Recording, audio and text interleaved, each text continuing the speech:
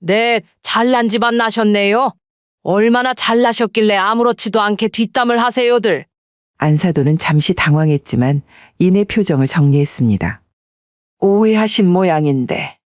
오해요? 방금 다 들었어요. 돌잔치에 나를 부르기 싫어했다는 것도, 내가 식당일 하니까 별 볼 일 없는 집안이라 말한 것도. 사돈, 진정하세요. 오늘은 돌잔치인데. 내가 저 구석에 자리 놓은 것도 참고 그냥 좋게 좋게 넘어가려 했어요. 그런데 방금 하신 말은 도저히 못 참겠네요. 엄마, 무슨 일이에요? 진이야, 너 정말 엄마 부르기 싫었니? 엄마, 제발 쪽팔리게 하지 말고 오늘은 그냥 돌아가세요. 내가 이래서 원래 엄마를 돌잔치 때 안 부르려 했던 거예요. 그래, 그 말이 사실이구나. 내가 쪽팔려서 자리도 구석으로 해놓고 모른 척하고 이제 다 알겠다. 경기도 의왕에서 홀로 살고 있는 정순 씨는 자식들이 어릴 때 남편과 사별하고 평생 일하며 두 자녀를 키웠습니다. 벽에 걸린 액자 속 가족 사진을 닦으며 정순 씨는 한숨을 쉬었습니다. 그 사진에는 남편과 두 아이가 웃고 있었죠. 어릴 때는 얼마나 이뻤는지. 첫째 딸 진이는 5년 전 결혼해서 과천에서 살고 있었습니다. 정순 씨는 딸의 결혼 상견례 날을 떠올렸습니다. 안사돈 오인숙이 던진 말이 아직도 귓가에 맴돌았죠. 글쎄요. 아버지 없이 자란 딸이라 조금은 걱정이 됩니다. 아무래도 아들 장가 보내는데 부모로서 걱정되는 건 당연하잖아요. 이해하시죠? 그 말에 모욕감을 느꼈지만 딸의 부탁으로 과천에 있는 아파트 한 채를 사주었습니다. 평생 모은 적금을 다 털고 마련한 집이었죠. 엄마가 가진 건 이것뿐이다. 이거라도 해주고 보내야 마음이 편하지? 하지만 결혼 후 딸은 달라졌습니다. 시댁 눈치에만 바쁘고 사위 강준혁도 은근한 선을 긋기 시작했죠. 전화를 한번 해볼까 하다가 정순 씨는 주저하며 수화기를 내려놓았습니다. 지난번 방문 때가 떠올랐습니다. 손에 싸온 반찬 봉지를 들고 문 앞에 섰는데 급히 달려나온 딸이 얼굴색을 바꾸었던 모습이었죠. 엄마, 오늘 오신다고 연락 안 받았는데.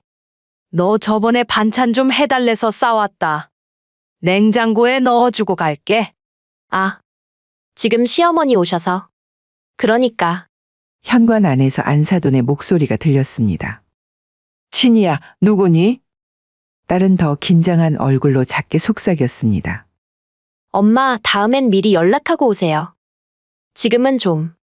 그날 정순 씨는 결국 문턱에서 봉지만 건네주고 돌아섰습니다. 집으로 돌아오는 버스 안에서 생각에 잠겨 창밖만 바라봤죠. 시집가면 딸은 출가 외인이라더니 정말 그런가 보다. 반면 둘째 아들 도윤은 미국 유학 후 귀국한 변호사였습니다. 결혼은 하지 않았지만 꾸준히 어머니를 챙기고 연락도 자주 했죠. 엄마, 저 이번 주말에 시간 되시면 같이 영화 볼래요? 재미있는 거 하나 개봉했던데. 그래, 우리 아들! 오랜만에 아들이랑 외출 좀 해볼까? 아들은 적어도 한 달에 두어 번은 꼭 찾아와 식사도 같이 하고 집안일도 도왔습니다. 지난번엔 세탁기가 고장 났다고 하자마자 바로 새 것을 사다 설치해 주기도 했죠. 엄마, 혹시 뭐 필요한 거 있으시면 꼭 말씀하세요. 말이라도 고맙구나. 든든해. 영화를 보고 저녁까지 함께한 날, 정순 씨는 집으로 돌아오는 길에 따뜻한 마음을 느꼈습니다.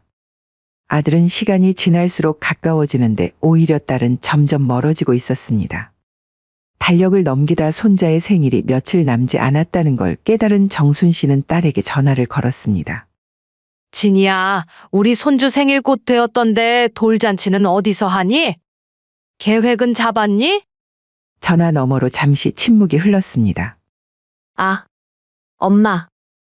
사실 이번 주 토요일에 우리 아파트 근처 홀에서 하기로 했어요. 이미 다 예약하고 준비도 거의 끝났어요. 그런 건 먼저 말이라도 해주지. 나도 참석해야 되는 거 아니니? 정순 씨의 목소리가 떨렸습니다. 딸은 급히 변명하듯 말했습니다. 엄마, 저도 준비하느라 정신이 없었어요. 그리고 시어머님이 대부분 알아서 해주셔서. 또 시어머니 얘기였습니다. 정순 씨는 가슴이 먹먹해졌지만 애써 침착함을 유지했습니다. 그래, 몇 시에 가면 되니? 11시부터 시작이에요. 근데 엄마, 한복 있으세요? 사진 촬영할 거라. 있지, 있어. 너 결혼식 때 입었던 거 있잖아. 전화를 끊은 정순 씨는 괜스레 서운한 마음에 한참 동안 창밖만 바라봤습니다. 그래도 손자의 생일인데 기쁜 마음으로 준비해야지 싶어 벽장을 열어 한복을 꺼냈습니다. 시간이 지나 빛바랜 한복을 꺼내 다리며 마음을 달랬죠. 내 손주 첫 생일인데 할머니가 뭐라도 해줘야지. 장롱 깊숙한 곳에서 오래전부터 간직해온 금반지를 꺼냈습니다. 한복 주머니에 조심스레 반지 상자를 넣고 손자에게 줄 세뱃돈도 준비했습니다. 이번에야말로 딸과도 더 가까워질 수 있는 기회가 될 거라고 정순 씨는 생각했습니다. 돌잔치 당일 정순 씨는 아침 일찍 일어났습니다. 어제 저녁 늦게까지 다려놓은 한복을 다시 한번 살펴보고 머리를 단정히 올렸습니다. 거울 속에 비친 자신의 모습이 조금 초라해 보였지만 그래도 옷깃을 여미며 미소 지었습니다. 할머니가 이렇게 차려입고 가는 거 보면 우리 손주도 좋아하겠지. 금반지 상자를 한복 주머니에 넣고 집을 나섰습니다. 버스를 2번 갈아타고 과천에 도착한 시간은 10시 30분. 딸이 알려준 시간보다 30분 일찍 도착했지만 그래도 돌잔치 시작 전에 이것저것 도울 수 있을 것 같아 서둘렀습니다. 돌잔치장에 도착한 정순 씨는 엘리베이터에서 내려 안내판을 따라 걸었습니다. 복도 끝에서 울려 퍼지는 웃음소리와 말소리가 들리자 가슴이 설레었습니다. 손자를 보게 된다는 생각에 발걸음이 저절로 빨라졌죠. 여기가 맞나? 문을 열고 들어서자 화려하게 꾸며진 파티룸이 눈에 들어왔습니다. 알록달록한 풍선, 테이블마다 예쁜 꽃장식이 놓여 있었습니다. 이미 사람들이 와 있었고 모두 웃고 떠들며 분주했습니다. 엄마? 진이가 놀란 표정으로 다가왔습니다. 화려한 원피스를 입은 딸은 평소보다 훨씬 긴장한 얼굴이었죠. 왜 벌써 오셨어요? 아까 오지 말고 기다리라고 문자 보냈잖아요. 정순 씨는 깜짝 놀랐습니다. 문자라니 받은 적이 없었습니다. 핸드폰을 확인해 보니 배터리가 나갔더군요. 아이고, 핸드폰이 꺼졌네. 미안하다. 좀 도울 일 있나 해서 일찍 왔지. 아휴, 지금 손님들 오고 있어서. 엄마는 여기 구석에 앉아 계셔요. 좀 조용히. 딸은 파티룸 구석, 창문 옆 작은 테이블을 가리켰습니다. 그곳은 행사장의 주요 공간과 떨어진 자리였습니다.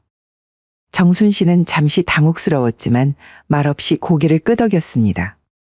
그래, 뭐. 오늘은 손주 축하하러 온 자리지. 내가 왜 자리를 따지니? 파티룸 중앙은 사돈 오인숙 부부와 시댁 식구들로 북적였습니다. 사돈은 화려한 한복을 입고 지시를 내리느라 분주했습니다. 저기 케이크는 조금 더 가운데로 놔주세요. 그리고 이 조명 왜 이렇게 누래요? 사진 찍으면 다 죽어 보이겠네. 돈 낸 보람도 없네 정말. 정순 씨는 창문 쪽 구석 테이블에 조용히 앉았습니다.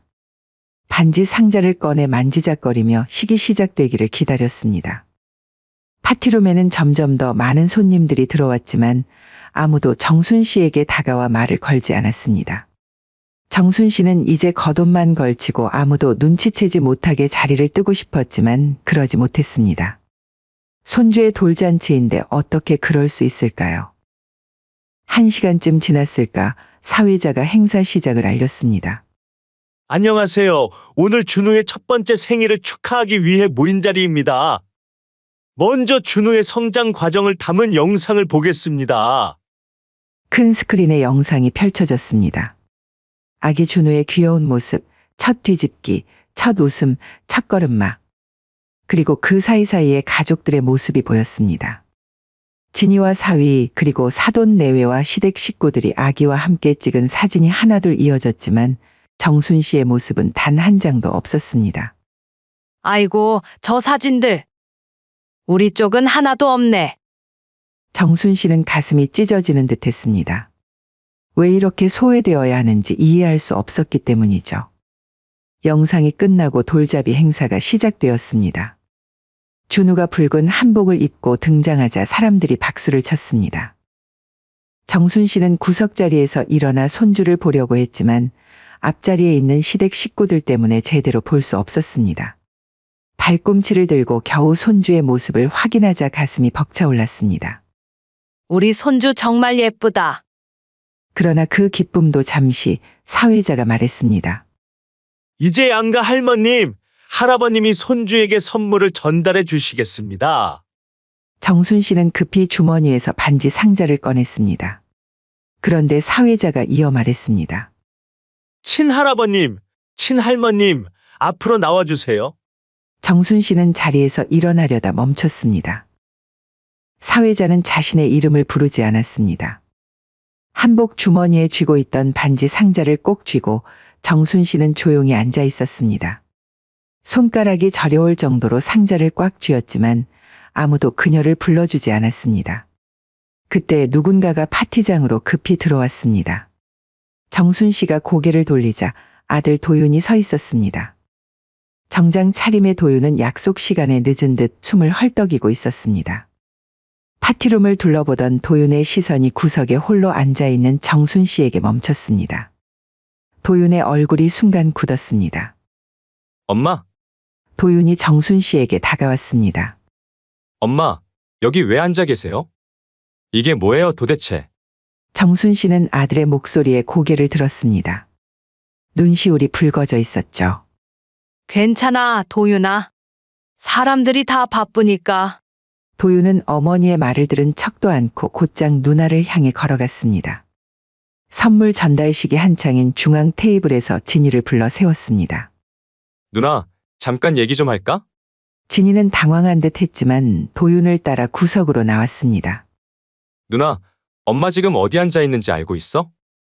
무슨 구경꾼 마냥 제일 구석 자리에 배치했어? 아들 도윤의 목소리는 낮았지만 정순 씨에게도 들릴 정도로 날카로웠습니다. 오늘 시댁 지인들이 많아서 그런 거야. 제발 분위기 흐리지 말고 넌 신경 쓰지 마. 진이의 목소리는 작았지만 주변에 있던 사람들의 시선이 이쪽으로 쏠렸습니다. 그 모습을 지켜보던 안사돈이 쓱 다가왔습니다. 무슨 일이에요? 아들은 사돈을 향해 고개를 돌렸습니다. 왜 우리 어머님은 저기 구석에 앉아 계시는데 행사엔 부르지도 않는 거죠? 원래 돌잔치 때 외할머니 자리는 없는 건가요? 사돈은 시선을 피하며 대답했습니다. 아이고, 저희도 바빠서 미처 신경 못 썼네요. 그래도 오늘은 아이 잔치잖아요. 좀 어른스럽게 생각하시죠? 아들은 더 말하려다 정순 씨가 급히 다가와 팔을 붙잡는 바람에 멈췄습니다. 됐어. 괜히 잔치 망치지 말자. 그냥 애 얼굴 한번 보러 온 거지. 정순 씨의 목소리는 떨리고 있었지만 최대한 담담하게 말했습니다. 손주의 잔치가 엉망이 되는 것만큼은 원치 않았으니까요. 하지만 가슴 속에서는 서러움과 모욕감이 임계치를 넘고 있었습니다. 행사는 다시 진행되었습니다. 정순 씨는 여전히 구석자리에 앉아 있었지만 이제 아들이 옆에 함께 했습니다. 아들은 행사 내내 어머니의 손을 꼭 잡고 있었죠. 저기, 제가 선물 준비해 온 게 있는데 저희도 드릴 수 있나요? 아들이 큰 소리로 물어보자 사람들이 잠시 어색한 표정을 지었습니다. 사회자는 당황한 듯 진이를 보았고 진이는 억지 미소를 지으며 고개를 끄덕였습니다. 그럼 이모님과 외할머님의 선물 전달 순서를 갖겠습니다. 아들은 정순 씨의 손을 잡고 일어났습니다. 정순 씨는 주머니에서 조심스레 반지 상자를 꺼냈습니다. 모든 사람들의 시선이 집중되는 가운데 정순 씨는 앞으로 나가 손주를 처음으로 제대로 볼 수 있었습니다. 우리 손주, 할미가 이거 준비했어. 정순 씨가 반지 상자를 내밀자 진이가 받아 열었습니다. 반짝이는 금반지를 보고 놀란 듯한 표정이었습니다. 엄마, 이거. 비싼 건데. 진이는 말없이 고개를 숙였습니다. 사돈은 먼 곳을 바라보며 입술을 깨물고 있었죠. 도윤은 곁에서 씩 웃으며 손주의 손을 잡아주었습니다. 행사가 계속되었지만 정순 씨는 이미 참석한 것만으로도 지쳐버렸습니다. 다시 구석 자리로 돌아와 앉아 다른 손님들이 손주와 사진 찍는 모습을 바라보았습니다. 할머니도 사진 찍으세요. 갑자기 들려온 목소리에 정순 씨는 고개를 들었습니다. 사진사였습니다. 정순 씨는 머뭇거리다 자리에서 일어났습니다. 손주 옆에 서자 어색한 분위기가 감돌았지만 사진사의 지시에 따라 자세를 잡았습니다. 그 순간 정순 씨는 자신이 입고 온 한복이 사돈의 화려한 한복과 너무 대비되는 것 같아 부끄러워졌습니다. 하지만 그래도 손주와 사진이라도 찍을 수 있어 다행이라고 생각했습니다. 사진이 끝나고 자리로 돌아가려는데 누군가 정순 씨의 팔을 잡았습니다. 진이었습니다. 엄마, 이제 다과 시간이에요. 저희 테이블로 와서 앉으세요. 정순 씨는 잠시 당황했지만 딸을 따라 중앙 테이블로 자리를 옮겼습니다. 하지만 그곳에서도 정순 씨는 끝자리에 앉게 되었고 다른 시댁 어른들과 대화하느라 바빴습니다. 파티룸 구석에서 홀로 앉아있던 때보다는 나아졌지만 여전히 정순 씨는 이방인 같은 기분이었습니다. 서러움과 모욕감은 점점 커져갔지만 돌잔치를 망치지 않기 위해 정순 씨는 참고 또 참았습니다. 돌잔치가 끝나갈 무렵 정순 씨는 자리에서 일어나 화장실로 향했습니다. 거울 속에 비친 자신의 모습은 한복을 입었지만 초라해 보였습니다. 분노가 가슴속에서 점점 커져갔지만 최대한 평온을 유지하며 화장을 고쳤습니다. 화장실 칸에 들어가려는 순간 사돈과 그의 지인들이 화장실로 들어오는 소리가 들렸습니다. 정순 씨는 자연스럽게 칸 안으로 들어갔고 여자들의 대화가 시작되었습니다. 오늘 정말 준비하느라 고생 많으셨어요. 뭐 결국 우리가 다 준비한 거나 다름없죠. 처가 쪽은 뭐 하는 것도 없고. 정순 씨는 숨을 죽였습니다. 화장실 문틈으로 사돈과 몇몇 여자들이 화장대 앞에 서서 이야기하는 모습이 보였습니다. 저 할머니는 누구세요? 한복 입고 구석에 앉아 계시던 분. 아이고, 진이 친정어머니예요. 저 양반 때문에 오늘 우리가 얼마나 신경 쓰였는지 몰라요. 원래는 부르지 말자고 했는데 아무래도 사돈을 완전히 배제하기도 그렇고. 정순 씨의 손에 힘이 들어갔습니다. 워낙 촌스럽고 행동도 어설퍼서요. 오늘같이 중요한 자리에 좀 안 맞잖아요.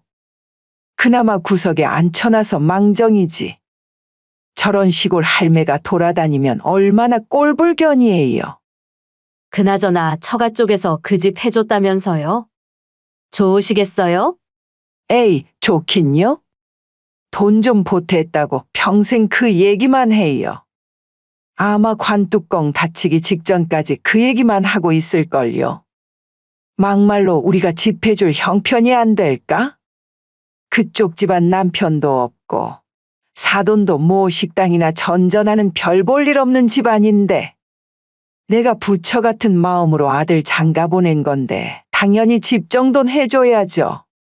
맞아요. 급이 맞아야 결혼도 하는 건데. 평생 식당 자빌이나 하던 집안이 교수 집안이랑 결혼하려면 돈이라도 써야죠. 그쵸. 옛날에 조선시대 때도 돈으로 신분도 사고 그랬잖아요. 그런 거죠. 오죽하면 며느리도 부르기 싫다고 했겠어요. 여자들의 웃음소리가 화장실에 울려 퍼졌습니다. 정순 씨는 더 이상 참을 수 없었습니다. 화장실 칸문을 박차고 나왔습니다. 화장대 앞에 있던 사돈과 여자들이 깜짝 놀라 돌아봤습니다. 사돈? 언제부터 거기 계셨어요? 정순 씨는 거울 속 사돈의 놀란 얼굴을 똑바로 쳐다보았습니다. 눈빛은 차갑게 빛났습니다. 내가 시골 할매요? 구질구질하다고요? 네, 잘난 집안 나셨네요. 얼마나 잘나셨길래 아무렇지도 않게 뒷담을 하세요들. 사돈은 잠시 당황했지만 이내 표정을 정리했습니다. 아이고, 오해하신 모양인데. 오해요? 내가 방금 다 들었어요. 내 딸이 나를 부르기 싫어했다는 것도 당신이 나를 촌스럽다고 무시한 것도. 정순 씨의 목소리는 단호했습니다. 마치 오랫동안 기다려온 순간이 온 듯 그녀의 눈빛에는 두려움 대신 결연함이 있었습니다. 화장실에 있던 다른 여자들이 슬그머니 빠져나갔습니다. 사돈, 진정하세요. 오늘은 돌잔치인데. 내가 저 구석에 자리 놓은 것도 참고 그냥 좋게 좋게 넘어가려 했어요. 그런데 방금 하신 말은 도저히 못 참겠네요. 정순 씨는 화장실을 박차고 나와 파티룸으로 향했습니다. 사돈이 급히 뒤따라왔습니다. 사돈, 제발요. 오해입니다. 그냥 친구끼리 이런저런 얘기할 수 있는 거잖아요. 파티룸 문을 열자 모든 시선이 정순 씨에게 향했습니다. 진이가 놀란 표정으로 다가왔습니다. 엄마, 무슨 일이에요? 정순 씨는 딸을 똑바로 쳐다보았습니다. 평생 참아온 분노가 한순간에 터져나왔습니다. 진이야, 너 정말 엄마 부르기 싫었니? 촌스러워서 쪽팔려서? 딸 진이는 당황한 표정으로 사돈을 힐끗 보더니 고개를 숙였습니다. 엄마, 여기서 이러지 마세요. 나중에 집에 가서 얘기해요. 나중에? 지금 이 자리에서 듣고 싶어? 내가 내 엄마 안 부르려고 했다는 게 사실이니? 파티룸이 조용해졌습니다. 모든 손님들이 숨을 죽이고 상황을 지켜보고 있었습니다. 딸 진이는 얼굴이 붉어지며 낮은 목소리로 말했습니다. 엄마, 제발 쪽팔리게 하지 말고 그냥 돌아가세요. 내가 이래서 원래 돌잔치 때 안 부르려 했던 거예요. 그 말이 터지자마자 파티룸 전체에 숨죽인 탄식이 흘렀습니다. 정순 씨의 얼굴에는 조금의 놀라움도 없었습니다. 오히려 이제야 진실을 마주한 듯한 냉정한 미소를 지었습니다. 그래, 이제야 솔직하게 말하는구나. 내가 내 부끄러운 엄마라고? 아니, 그렇잖아요. 요즘엔 결혼할 때 집안도 보잖아요. 그런데 우리 집은 뭐예요? 아빠도 없고 제가 얼마나 눈치를 많이 보고 사는 줄 아세요? 제가 엄마라면 미안해했을 거예요. 사위 강준혁이 앞으로 나섰습니다. 장모님, 진정하세요. 모두 보고 있어요. 보라고 해. 다들 정순 씨는 주변을 둘러보며 큰 소리로 말했습니다.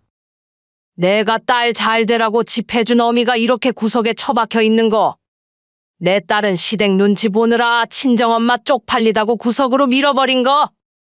정순 씨의 목소리가 홀 전체에 울려 퍼졌습니다.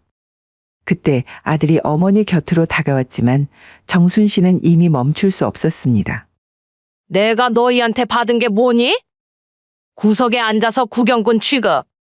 내 손주 볼 때도 눈치 봐야 하는 거? 딸 진이가 화를 내며 소리쳤습니다. 엄마, 그만해요. 모두가 보고 있다고요. 내가 그렇게 사람들 시선이 중요하다면 오늘 다 봐야지. 네가 어떤 딸인지, 내가 어떤 대접을 받았는지. 딸 진이는 주먹을 꽉 쥐며 뒤로 물러섰습니다. 사돈, 진정하세요. 여기 애기도 있고. 나를 시골 할매라고? 구질구질하다고? 당신이 뭔데 나를 그렇게 평가해요? 사돈은 얼굴이 파랗게 변했습니다. 그런 말 한 적 없습니다. 거짓말 마세요. 화장실에서 당신 친구들한테 한 말 다 들었어요. 내 딸이 나를 부르기 싫어했다는 것도. 파티룸이 완전히 얼어붙었습니다. 손님들은 자리를 피하려 슬금슬금 움직였고 아이들은 우왕좌왕했습니다. 사위는 이제 완전히 당황한 표정이었습니다. 딸 진이가 소리쳤습니다. 엄마, 당장 나가요. 우리 준우 돌잔치 망치지 말고. 정순 씨는 딸을 똑바로 쳐다보았습니다. 알았다. 나갈게. 근데 말해두자. 너부터가 나를 이렇게 무시하니까 시댁에서도 나를 무시하는 거야. 넌 나한테 자리 하나 제대로 안 주는구나. 그리고 정순 씨는 가방을 들고 문을 향해 걸어갔습니다. 하지만 문 앞에서 멈춰서서 돌아봤습니다. 그리고 이제 과천 아파트 돌려받을 거야. 증여 철회할 거니까 법적으로 준비해. 딸과 사위의 얼굴이 하얗게 변했습니다. 엄마, 그럴 수 없어요. 우리 어떻게 살아요? 고작 그거 가지고 이렇게까지 하실 거예요? 진이가 다급하게 외쳤습니다. 별 볼 일 없는 집안에서 무슨 지원을 바라니? 싹 다 챙겨서 가져갈 리 그리 알아라? 그때 아들이 한마디 했습니다. 엄마, 저도 같이 갈게요. 그리고 누나, 제발 철 좀 들어. 맨날 불평불만만 가지지 말고. 아들과 함께 파티룸을 나서는 순간 딸이 달려와 정순 씨의 팔을 잡았습니다. 엄마, 이러면 어떡해요? 우리 집, 정순 씨는 딸의 손을 뿌리쳤습니다. 이제 잘난 시댁이 해결해 주겠지. 나는 이제 해방이다. 마지막 한마디를 남기고 정순 씨는 아들과 함께 건물을 빠져나왔습니다. 밖으로 나오자 따스한 봄 햇살이 내리쬐고 있었습니다. 정순 씨는 하늘을 올려다보며 깊은 숨을 들이마셨습니다. 마치 20년 동안 참아왔던 숨을 한 번에 내뱉는 것 같은 시원함이 가슴을 채웠습니다. 엄마 괜찮으세요? 괜찮다. 오히려 말하고 나니 속이 시원하구나. 집으로 돌아온 정순 씨는 평온한 마음으로 침대에 누웠습니다. 오랜만에 가슴이 가벼웠습니다. 그래, 내가 뭘 그렇게 잘못했나. 자식 잘 되라고 다 해줬을 뿐인데, 이제는 나를 위해 살 때가 됐어. 아침이 되자 아들이 전화를 걸어왔습니다. 엄마, 어제 일 때문에 누나가 계속 전화하네요. 당연하지. 집 문제니까. 누나가 너무했어요. 정말 그런 말을 했다니. 정순 씨는 단호하게 말했습니다. 너 말대로 그냥 참고 넘길 일은 아닌 것 같구나. 내가 이제라도 뭔가를 해야겠어. 다음 날 정순 씨는 변호사 사무실을 찾아갔습니다. 증여 철회가 가능한지 상담했고 서류 준비에 들어갔습니다. 일주일 후 정순 씨는 아들을 통해 진이와 사위를 만나자고 했습니다. 내 누나랑 강서방 좀 데려와라. 할 얘기가 있어. 며칠 후 가족 식사 자리에 진이와 사위, 아들이 모였습니다. 진이는 눈이 부어 있었고 사위는 초조한 기색이 역력했습니다. 정순 씨는 말없이 서류 봉투를 테이블에 올렸습니다. 이게 뭐예요? 엄마? 이게 너희한테 준 과천집 생활비 통장 증여 철회 서류야. 그때 말한 대로야. 진이는 얼굴이 새파래지며 서류를 집어들었습니다. 사위도 놀란 표정으로 서류를 훑어보더니 소리쳤습니다. 장모님, 이건 너무하신 거 아니에요? 그동안 고마워하지 않은 것도 아니잖아요. 정순 씨는 담담하게 말했습니다. 고맙긴 누가 고마워했니? 내가 집 해준 날부터 난 사돈댁 눈치나 봐야 되는 사람이 됐어. 이젠 나도 사람답게 살고 싶다. 너희가 날 가족으로 안 본 순간 너희는 내 가족도 아니야. 진이가 고개를 들었습니다. 엄마, 제발요. 우리 어떻게 해요? 준우도 있고. 이제 와서 준우 얘기 마. 내가 더 이상 내 딸이 아닌데 그 아이가 왜 내 손주니? 아들 도윤이 조용히 말했습니다. 엄마, 마음 굳히신 거죠? 흔들리지 마세요. 그날 밤 정순 씨는 오랜만에 편안하게 잠들 수 있었습니다. 마치 평생 짊어졌던 무거운 짐을 내려놓은 것 같은 해방감이 느껴졌습니다. 이제야 진정한 봄이 온 것 같았습니다. 증여 철회 서류를 내민 지 한 달이 지났습니다. 정순 씨는 오랜만에 집 대청소를 하고 있었습니다. 창문을 활짝 열어 봄바람이 들어오는 거실에서 먼지를 털던 중 전화벨이 울렸습니다. 여보세요. 엄마, 나예요. 딸 진이의 목소리였습니다. 정순 씨는 잠시 망설이다 대답했습니다. 무슨 일이니? 변호사에게서 연락 받았어요. 정말 그렇게 하실 거예요? 진이의 목소리는 평소와 달리 작고 떨렸습니다. 그래. 난 진심이야. 정순 씨는 차분하게 말했습니다. 엄마, 그때 그건 제가 한 말이 아니라. 그럼 뭐, 내 시어머니가 한 말이라고? 너도 나를 부르기 싫었다면서? 그날 내 입으로 말했잖아. 나는 이제 딸이 없다 생각하고 사려니 너도 잘난 시댁과 함께 잘 살아보거라. 잠시 전화기 너머로 흐느끼는 소리가 들렸습니다. 진이가 흐느끼며 말했습니다. 엄마, 우리 준우 봐서라도 한 번만 더 생각해 주세요. 정순 씨는 창밖을 바라보며 잠시 침묵했습니다. 내가 나를 부끄러워했을 때 이미 그 관계는 끝난 거야. 나도 이제는 나를 위해 살고 싶어. 전화를 끊고 나서 정순 씨는 깊은 숨을 내쉬었습니다. 가슴이 아팠지만 동시에 어딘가 후련한 기분도 들었습니다. 오랫동안 꾹꾹 눌러왔던 분노와 서러움에서 해방된 느낌이었습니다. 그날 오후 아들 도윤이 찾아왔습니다. 엄마 괜찮으세요? 누나한테 전화 받으셨다면서요. 정순 씨는 담담하게 고개를 끄덕였습니다. 그래. 마지막 통화였어. 아들은 잠시 말없이 어머니를 바라보다 조심스레 물었습니다. 집은 어떻게 하실 거예요? 글쎄. 아직 결정 못했어. 팔까 생각 중이야. 도윤은 잠시 망설이다 말했습니다. 누나한테는 좀 가혹하지 않나요? 그래도 피는 물보다.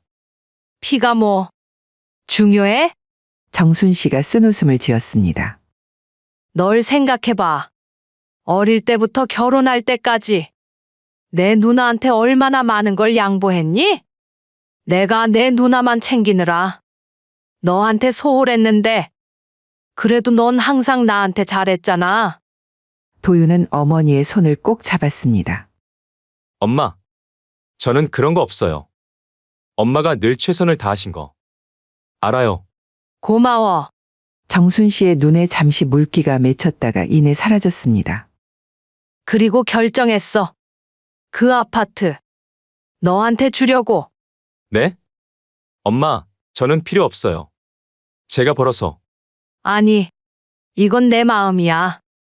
내 누나한테는 이미 큰 선물을 줬고, 이젠 내 차례야. 넌 그동안 나한테 효도만 했는데, 이제 내가 너한테 보답할 차례야. 도윤은 고개를 저었습니다. 정말 괜찮아요, 엄마. 저는 제 힘으로. 내 말 좀 들어. 정순 씨가 단호하게 말했습니다. 그 집, 내가 가지고, 나중에 내가 결혼하면 신혼집으로 쓰거라. 다음 날 정순 씨는 변호사 사무실을 다시 찾았습니다. 과천 아파트를 아들 도윤 이름으로 바로 이전하기 위한 서류 작업이었습니다. 일주일 후 정순 씨는 오랜만에 미용실에 들렀습니다. 20년 넘게 한 번도 바꾸지 않았던 머리 스타일을 바꾸기로 한 것입니다. 어떻게 해드릴까요? 좀 짧게 잘라주세요. 단정하고 세련되게요. 거울 속에 비친 새로운 머리 스타일의 정순 씨는 훨씬 젊어 보였습니다. 예전의 구식 파마가 아닌 단정한 단발은 그녀의 얼굴을 환하게 만들었습니다. 엄마, 완전 달라지셨어요. 집 앞에서 기다리고 있던 도윤이 놀란 표정으로 말했습니다. 그래? 나도 나를 바꿔보고 싶었어. 정말 어울려요. 훨씬 젊어 보이세요. 고마워. 이제 나도 나를 위해 살아볼까 해. 인생의 봄은 때론 늦게 찾아오기도 합니다. 정순 씨의 이야기는 우리에게 묻습니다. 평생을 남들을 위해 살았다면 자신을 위한 시간은 언제 오는 걸까요? 자식을 위해 모든 것을 바친 어머니의 마음은 바다보다 깊지만 그 깊이를 알아주지 못할 때의 상처 역시 깊습니다. 가족이라는 이름이 때로는 우리를 올가매는 무거운 쇠사슬이 될 수도 있습니다. 하지만 우리의 인생은 우리 자신의 것입니다. 늦었다고 생각할 때가 가장 빠른 때라고 하죠. 69년 만에 찾아온 봄이라도 그 봄은 분명 누릴 자격이 있는 계절입니다. 자신을 위한 삶을 선택하는 것이 이기적인 것이 아니라 때로는 가장 용기 있는 결정일 수 있습니다. 오늘부터라도 스스로에게 물어보세요. 나는 나를 위해 얼마나 살았을까? 시청해 주셔서 감사합니다.